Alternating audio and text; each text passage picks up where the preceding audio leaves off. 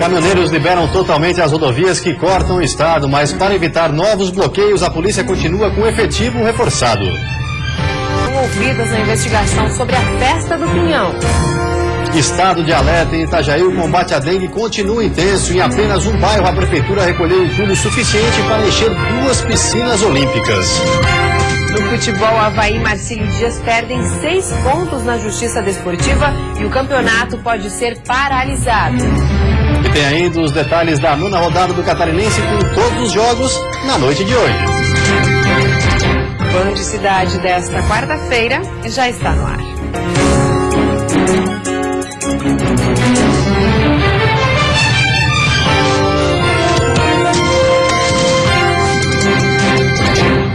Olá, boa noite. Olá, boa noite. A Polícia Rodoviária Federal continua fazendo operações nas estradas do estado. O reforço é para evitar que novos pontos sejam bloqueados pelos caminhoneiros. A Polícia Rodoviária Federal recebeu um reforço de aproximadamente 200 policiais. Eles estão distribuídos nos pontos mais críticos, principalmente no extremo oeste do estado, onde havia maior concentração de caminhões. A operação segue 24 horas por dia. A Polícia Rodoviária Federal já realizou o desbloqueio de todas as rodovias catarinenses, mas continua em vários pontos do estado para impedir que novos bloqueios sejam realizados. Aos poucos, a vida vai voltando ao normal nas cidades do extremo oeste do estado. Após uma força-tarefa, os caminhões que estavam concentrados no trevo de São Miguel do Oeste foram liberados para seguirem viagem. A Polícia Rodoviária Federal não sairá de Santa Catarina enquanto a situação não estiver 100% normalizada. Nós desimpedimos a rodovia e ocupamos os pontos. E lá vamos permanecer até que a normalidade seja atingida. Nelson é caminhoneiro há vários anos. Ele transporta motores para a Argentina e ficou parado 12 dias em Maravilha. O motorista disse que a categoria recebeu poucas respostas em relação às reivindicações feitas ao governo. Para cá falta mais investimento, né? Duplicação, tem lugar que trepida bastante, né? As aulas nos municípios de São Miguel do Oeste e Guaraciaba foram retomadas nesta quarta-feira. Aos poucos, os caminhões chegam para abastecer os postos de combustíveis, mas a situação só deve se normalizar no fim de semana. A Polícia Rodoviária Federal deverá realizar operações nas estradas por tempo indeterminado. Com o fim da greve dos caminhoneiros, aos poucos a situação começa a se normalizar no estado. Na região oeste, por exemplo, as aulas que tiveram que ser suspensas por falta de alimentação e gás de cozinha recomeçaram hoje. O município de São Miguel do Oeste tem 3.540 alunos. No total, são 11 creches que oferecem 5 refeições por dia. Mas por conta da paralisação dos caminhoneiros e a consequente falta de abastecimento, muitas tiveram que fechar as portas. Esta aqui está retomando as atividades hoje, após ficar um dia sem poder receber os alunos. Na verdade, nós não tínhamos frutas, não tínhamos verduras, não tínhamos, no caso, legumes, não tínhamos iogurte, não tínhamos leite e nem o gás. Então, nosso trabalho estava inviabilizado. Além disso, nós tínhamos uma situação atípica, que nós temos vários servidores que moram em outros municípios próximos, Paraíso, Barra Bonita, Descanso, e eles não tinham como se locomover até o local do trabalho pela falta de combustível. Com o término dos bloqueios nas rodovias catarinenses, os alimentos e outros itens de necessidades básicas, como gás, começaram a chegar ao município e a situação vai se normalizando aos poucos. Apesar disso, o abastecimento ainda não é completo. Os alunos do ensino fundamental e médio de 23 escolas, por exemplo, ainda tiveram que levar lanche nesta quarta-feira. Então, os pais do ensino fundamental encaminhando o lanche para as escolas, pelos seus filhos, vai facilitar o nosso trabalho para a gente poder priorizar as creches. A greve dos caminhoneiros encerrou nesta terça-feira, mas a Polícia Rodoviária Federal continua fazendo operações nas estradas para evitar novos bloqueios. E representantes de transportadoras e dos terminais portuários de Itajaí e Navegantes estiveram reunidos para discutir um acordo. Em Itajaí, a greve foi encerrada, mas em Navegantes, mesmo o bloqueio tendo sido liberado, o impasse continua. Em Itajaí, a categoria aceitou a proposta de 15% de aumento no valor do frete interno, mais 10% daqui 30 dias. Além disso, também haverá reajuste de 10% no frete intermunicipal e interestadual, percentual que também pode sofrer alteração maior a partir do dia 10 de março. Trazendo o sindicato das transportadoras para junto para que a gente possa negociar e elaborar o grande ganho dessa história toda vai ser elaborar uma tabela mínima, um preço mínimo que abaixo daquilo ali ninguém pratique e seja penalizado por isso. Já em Navegantes, o impasse continua. Cerca de 70 caminhoneiros não aceitaram a proposta. Eles reivindicam um aumento imediato de 20% no valor do frete. Mesmo assim, aceitaram em suspender o bloqueio ao terminal portuário de Navegantes por 24 horas. O prazo encerra hoje. Qualquer movimento de paralisação do porto reflete na concorrência portuária e a perda de credibilidade para o porto de Itajaí nesse momento de competição é muito ruim. Então, isso é que nós pedimos para que todos os envolvidos nisso pensem não só no seu negócio, mas no negócio de todos, que é a sobrevivência de uma economia regional importante e fundamental para toda a cadeia logística. No encontro também foi anunciada a reabertura da Câmara Setorial do Transporte, órgão responsável por intermediar negociações com as transportadoras, onde as discussões dos problemas no complexo portuário serão mais frequentes. Atentados em Santa Catarina. Mais um ônibus foi incendiado no interior do estado, dessa vez na região norte. De acordo com a polícia, 4 homens armados renderam o motorista e exigiram que os passageiros descessem. Na sequência, os bandidos jogaram gasolina, atearam fogo e fugiram. O crime aconteceu por volta do meio-dia no bairro Fátima, zona sul da cidade. Muitas pessoas circulavam pelo local, onde também funciona uma escola municipal, mas ninguém ficou ferido. A polícia está tentando identificar os suspeitos para saber se há alguma ligação com facções criminosas que agem nos presídios. Na região sul, desde sexta-feira, 6 veículos também foram queimados.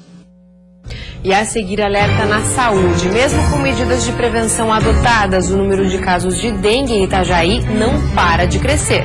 E ainda, professores da rede municipal de Tubarão prometem paralisar as atividades a partir de amanhã.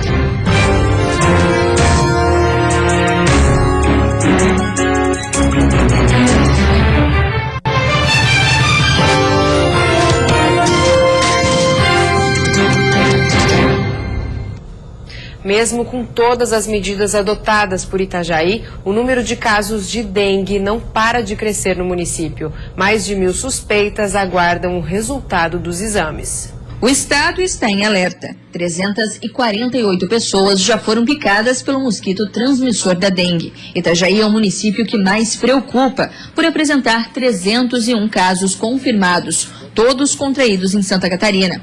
Agentes de endemias foram contratados e estão nas ruas orientando os moradores. O excesso de chuvas e o forte calor é um dos fatores que favorece a proliferação do mosquito. Outro é a falta de cuidado da população. Em uma breve passagem aqui pelo bairro São Vicente, olha só o que a gente encontrou. Terrenos baldios que já foram limpos pela Secretaria de Obras aqui do município com muitos entulhos. A prefeitura tem feito a parte dela, mas e a população? Só no mês de fevereiro, nesse bairro aqui, foram recolhidos 505 caminhões de entulho. A quantidade é suficiente para encher 2 piscinas olímpicas. Segundo o Ministério da Saúde, 24 pessoas morreram no país por causa da dengue até a segunda semana de fevereiro. Por enquanto, o estado não registrou nenhuma morte, mas é preciso cuidado. Nosso maior medo é que que a dengue evolua para uma dengue hemorrágica e que a gente possa perder vidas, né? E sendo assim, a gente está sempre orientando, né, desde o começo, ter todos os cuidados, né, com relação a reservatórios de água, depósitos de água, para que a gente consiga diminuir essa população de mosquitos. No último mês, o número de cidades com casos suspeitos de dengue subiu consideravelmente. Já são 86. Só em Itajaí, 1.000 pessoas aguardam o resultado dos exames. Dona Acioli quer ficar bem longe das estatísticas. Por isso, está atenta aos cuidados. Tem que dar esse exemplo para todos nós, né, nega? Porque nossos filhos, nossos netos, nossos bisnetos, é que vai chegar em lugar difícil, né? Porque a gente já estava num momento melhores, né? E não tinha tanto problema, né? Agora, hoje em dia, com esses problemas que tem, minha filha, a gente tem mais aqui que cuidar, né? A quinta-feira vai ser de nebulosidade variável na maioria das regiões. À tarde, pancadas isoladas de chuva, principalmente no oeste e na serra, onde a temperatura mínima fica em 13 graus. Já a máxima chega aos 33 no litoral norte, Grão de Florianópolis e sul. No Planalto Norte, mínima de 18 e máxima de 30 graus. No oeste e Vale do Itajaí, a máxima chega aos 32 graus. Em Tubarão, no sul do estado, os professores da rede municipal prometem paralisar as atividades a partir de amanhã. As negociações já se arrastam há 6 meses e até agora a prefeitura não fez nenhuma proposta para impedir que a greve aconteça.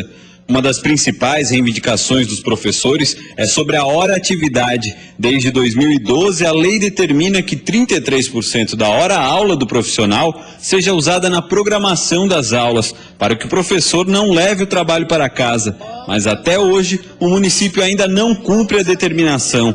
E este não é o único ponto. A regulamentação da jornada de trabalho das agentes de serviço de limpeza de 30 horas, a regência de classe, que é um ponto forte. Hoje no município tem diferenciação de salário de alguns professores, a licença maternidade de 6 meses para as trabalhadoras ACTs e a regulamentação do motorista. De acordo com a assessoria de comunicação da prefeitura, o município só foi informado oficialmente sobre a greve durante a tarde. E por isso, ninguém iria se manifestar até que o documento fosse avaliado. Ao todo, mais de 5.600 alunos podem ficar sem aulas amanhã. São mais de 800 professores que trabalham nas 40 unidades municipais de educação e aguardam uma posição do governo. Mas até mesmo o sindicato ainda não recebeu nenhuma resposta. A gente está aberto para negociação a qualquer momento e pode dar uma virada, a gente chamar uma assembleia extraordinária urgentemente para que a gente sente com os trabalhadores e faça alguma nova determinação. Mas a gente está aberto para comunicação com o governo. Nunca é tarde para começar ou para retomar os estudos. Os exemplos vêm do meio oeste do estado. Hoje, em Joaçaba, mais uma turma da Universidade da Terceira Idade iniciou as atividades. E primeiro, eu cuidei dos meus filhos, né? Casa, não tinha tempo para me dedicar a mim. Agora sim. Nas mãos que conduzem a caneta sobre o papel, os sinais da idade. Já na fisionomia, as marcas da experiência. Essas são algumas características físicas dos alunos da Universidade da Terceira Idade de Joaçaba. Mas quem diria, aos 67 anos, Dona Maria, de aposentada, também vai passar a ser estudante. É uma realização de um sonho e a oportunidade de conhecer, aprender mais, a ter amigos, em relação à amizade, meu Deus, é muito bom. De acordo com o IBGE, o número de idosos vem crescendo e totaliza mais de 26 milhões de pessoas no país. Mas se a idade avança, isso não significa que é preciso parar no tempo. E é exatamente este o propósito do curso, que não tem como objetivo a graduação, mas oferece aprendizado diferenciado. A duração é de 3 semestres que vem da primeira turma formada e que querem continuar estudando. E esse é o propósito do curso: reunir essas pessoas, discutir temas que sejam interessantes e importantes para esse público e oportunizar eles que se conheçam, que conheçam outros amigos, que possam viajar, que possam discutir temas que sejam importantes à realidade dessa população nessa faixa etária. Ao todo, serão 160 idosos em 3 turmas. Pessoas que conhecem de cor as lições da vida, mas comprovam que nunca é tarde para se aprender ainda mais. Ter novos conhecimentos, para exercitar um pouco a memória, né? Nunca é tarde para aprender. Nunca é tarde para aprender. E depois do intervalo tem futebol catarinense na Justiça Desportiva. Avaí e Marcílio Dias perdem 6 pontos e o campeonato pode ser paralisado. E tem futebol dentro de campo. Tudo sobre a rodada completa que encerra a primeira fase. 3 times lutam pela classificação.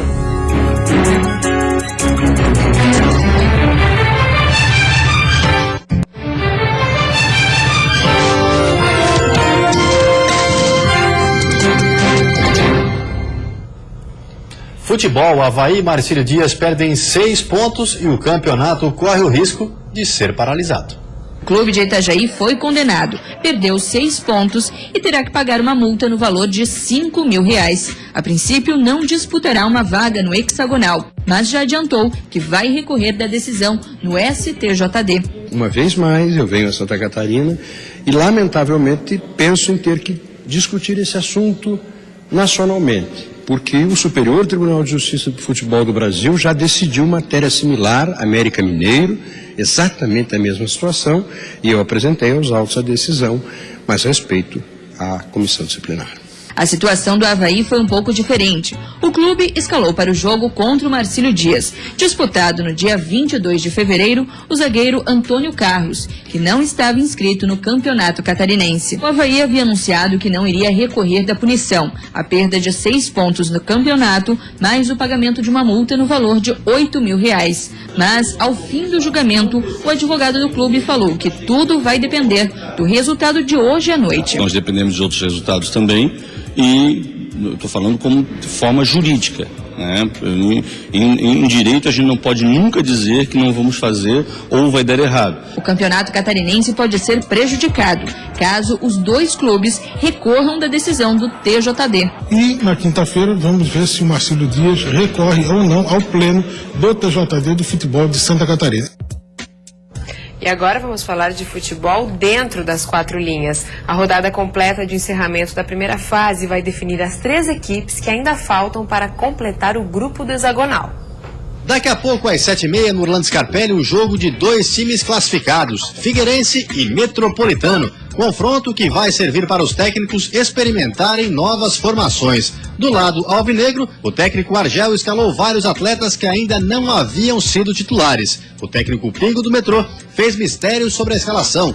Nenhum jogador está suspenso, por isso as mudanças vão ser para poupar alguns atletas e testar outros.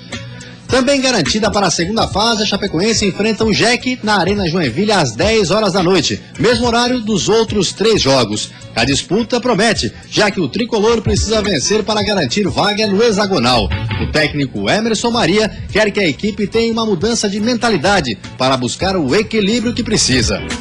O Atlético de Birama, 8º na tabela com 6 pontos, recebe o Criciúma, que está na 4ª colocação com 10. O time do Alto Vale está praticamente sem chance de classificação. Por isso, a partida vai ser um treino de luxo para o quadrangular que define os rebaixados. Já o Tigre, além de confirmar presença no hexagonal, quer acabar com um grande jejum. Faz quase um ano que não vence fora de casa. O Marcílio Dias, 9º classificado com 1 ponto, enfrenta o Guarani em Itajaí. O marinheiro, que perdeu 6 pontos, quer fazer o dever de casa e esquecer o tapetão, pelo menos por enquanto. O Bugre de Palhoça, 6º colocado com 9 pontos, precisa vencer e ainda torcer por uma vitória do Avaí. O time da ressacada, também punido pelo TJD, joga contra o Internacional na cidade de Lages. Na lanterna da competição, com 1 ponto, o time do técnico Geninho entra em campo com apenas um titular. Marquinhos, autor do gol de empate no último clássico contra o Figueirense. Já o Leão Baio, além de vencer o Leão da Ilha, vai ter que torcer por um tropeço do Guarani. E a seguir, suspeita de irregularidades na festa do Pinhão. 15 pessoas devem ser ouvidas pela Justiça. E ainda a fiscalização do Procon de Palhoça, que forçou a redução no preço dos combustíveis.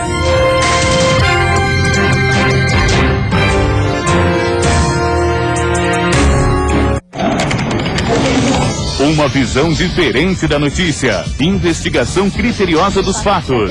Acesso exclusivo à informação. E levar a informação correta à sua casa é a nossa missão. Jornalismo sério, com responsabilidade. Esse é o meu compromisso com você. Compromisso com a verdade. Agora eu estou aqui na Band e nós vamos ter um encontro diário. E o seu fim de tarde vai virar horário nobre. Aguarde. O que a Liderança Serviços busca é oferecer o melhor serviço para você. Por isso, a empresa passa por rigorosos processos de aprimoramento para garantir agilidade e eficiência em seus serviços, qualificando profissionais experientes para o mercado. Ao todo, são mais de 18 mil pessoas limpando, dirigindo, administrando e cuidando do seu patrimônio por você. Liderança Serviços, a serviço do seu bem-estar. Suas manhãs de domingo com mais informação. Então quer dizer que você enfrenta um bandido que entra na sua casa armado e você não tem coragem de mandar um e-mail para um deputado? A tabela do SUS ela não era registrada há mais de 20 anos. Há uma intimidade muito grande entre financiamento de campanha eleitoral e corrupção. Quem é quem? Domingo, às 9h30 da manhã, aqui na Band.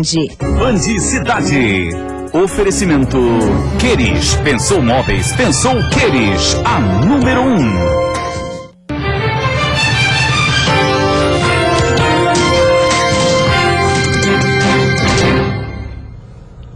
15 pessoas devem ser ouvidas pelo GAECO no processo que investiga supostas irregularidades na licitação da Festa do Pinhão. O evento já vinha sendo investigado desde o ano passado. A Festa do Pinhão, evento tradicional de Lages, já apareceu nas investigações da Semasa, deflagrada em novembro de 2014. Nas escutas telefônicas, o prefeito afastado Eliseu Matos conversa com uma pessoa não identificada pelo Ministério Público e pergunta quais foram os gastos da festa. É informado que a festa custou mais de R$1 milhão, mas ele diz que é para ser divulgado que os gastos foram de R$300 mil.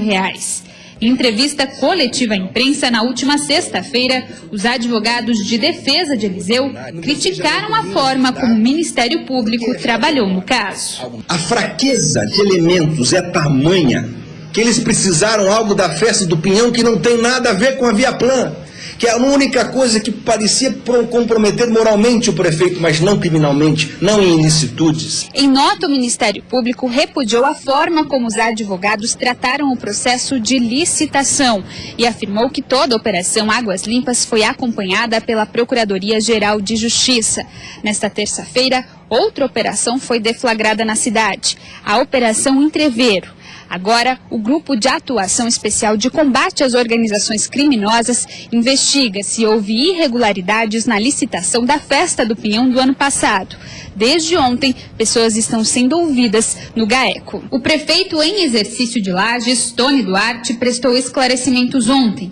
Ele foi presidente da comissão organizadora da Festa do Pinhão em 2014. Na verdade, a investigação não é em relação à prefeitura, é em relação à empresa que venceu a licitação, que teria sido usada de fachada, e outra empresa que não poderia participar do evento. Então não há discussão com a prefeitura. Nós vamos aguardar aí o análise por parte do Ministério Público para ver qual o encaminhamento a fazer. Ao todo, 15 pessoas devem ser ouvidas, entre elas os empresários da Gabi Produções e GDO Produções, principais empresas investigadas.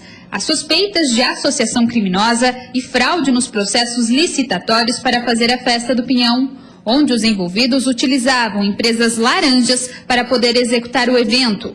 Foram cumpridos 11 mandados de busca e apreensão de documentos em 4 cidades catarinenses e uma no Rio Grande do Sul. Por enquanto, a Festa do Pinhão deste ano ainda está mantida. A divulgação da programação está prevista para acontecer na sexta-feira. A fiscalização do Procon de Palhoça forçou a redução no preço do litro dos combustíveis. As bombas registraram uma diferença de até 20 centavos depois de que os postos receberam as notificações. Os postos de Palhoça, na Grande Florianópolis, estão cobrando menos pelo litro dos combustíveis. O valor está abaixo da tabela nacional. Isso só aconteceu depois que o Procon municipal intensificou a fiscalização nos estabelecimentos. Nossa fiscalização aqui no município de Palhoça percorreu todos os postos de combustível e notificou 16. Depois da fiscalização, os estabelecimentos apresentaram ao órgão de defesa do consumidor as notas fiscais de venda, sob pena de desobediência civil, caso não cumprissem a determinação. Dados oficiais já revelam que houve redução. Em um posto, por exemplo, o preço da gasolina passou de R$ 3,49 para R$ 3,26.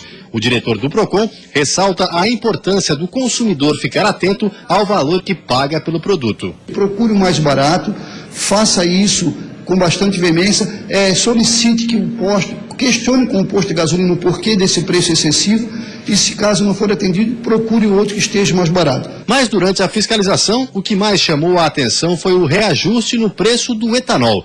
o combustível estava fora do acréscimo taxado pelo governo federal. Entretanto, a média de preço pelo litro aumentou 20 centavos em estabelecimentos da cidade. Os dados coletados serão divulgados em breve aos consumidores no site do Procon. Enquanto isso, o jeito é o consumidor pesquisar os preços antes de encher o tanque. Hoje tem que pesquisar, né? Não tem jeito. Normalmente a gente faz essa pesquisa, que ultimamente, como está cara a gasolina, tem que pesquisar, né? Se você encher um tanque e der 5 centavos de diferença, não parece muito, né? Mas igual o tanque desse aqui é 55 litros, faz uma grande diferença. E antes de encerrarmos, vamos ver como está o trânsito ao vivo aqui na capital. Na sua tela, imagens das pontes Pedro Ivo Campos e Colombo Salles, que fazem a ligação entre a ilha e o continente. Lentidão em ambos os sentidos, mas principalmente para quem se dirige à BR-101. Em Florianópolis faz 28 graus nesse momento. E você fica agora com o Jornal da Band. Uma ótima noite a todos e até amanhã. Uma boa noite para você. Até amanhã.